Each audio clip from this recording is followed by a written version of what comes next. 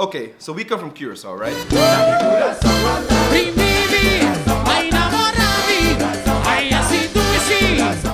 Curacao is a little island in the Caribbean with a whole lot of character and in our opinion one of the most unique languages in the world, Papiamentu.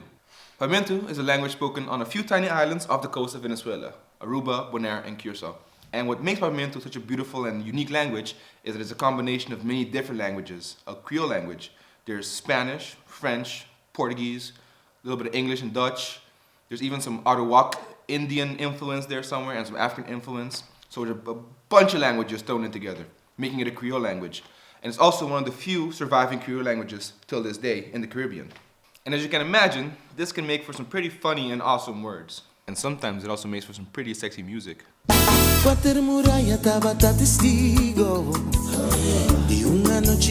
We want to share this language with you guys, so here are 5 awesome Papiamentu words and how to use them.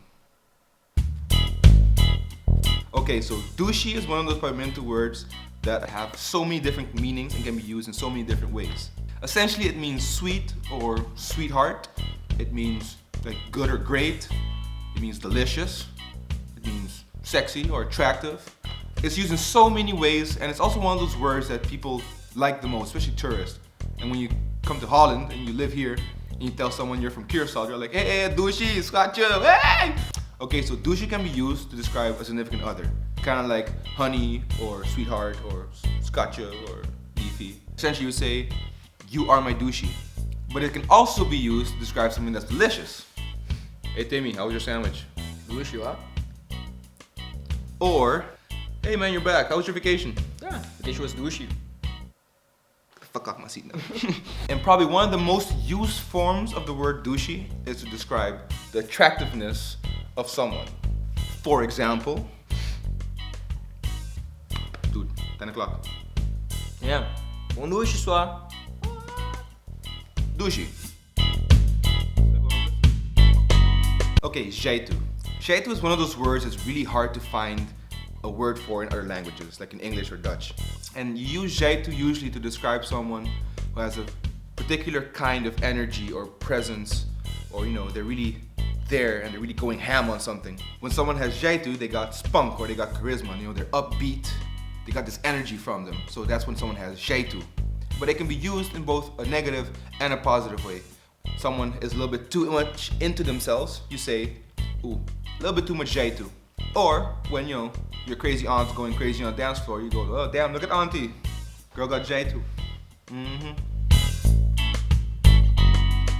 Okay, so we put Boola on this list just because our friend Joey pointed something out to us. The word Boola is essentially used primarily to say jump, but it actually also means to fly and to blow up, which is kind of grim if you think about it too much, so you probably shouldn't.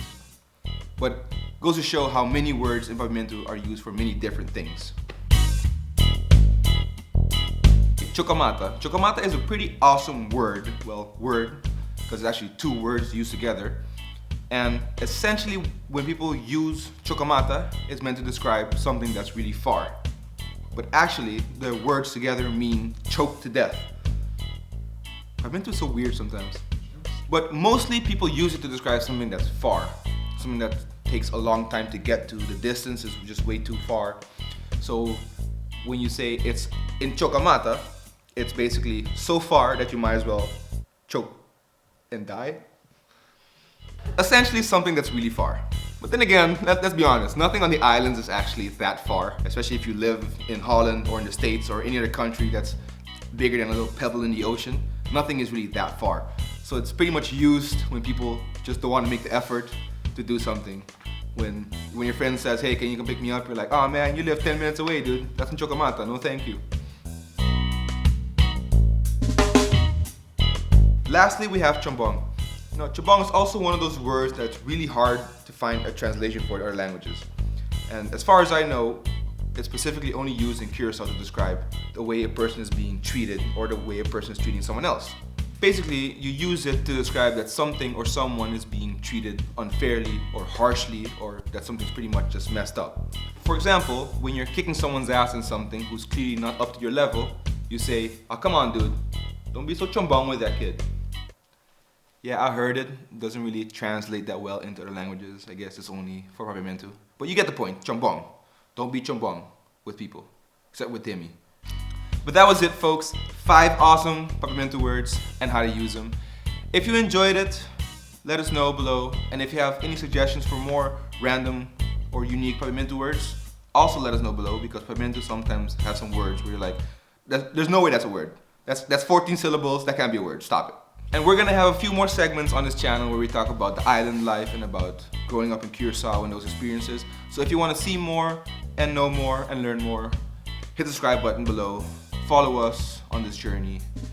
Oh, we also got a gaming channel, which you can probably find somewhere over here if Timmy puts it there. But thanks for watching, and see you guys as soon as we come up with more shit.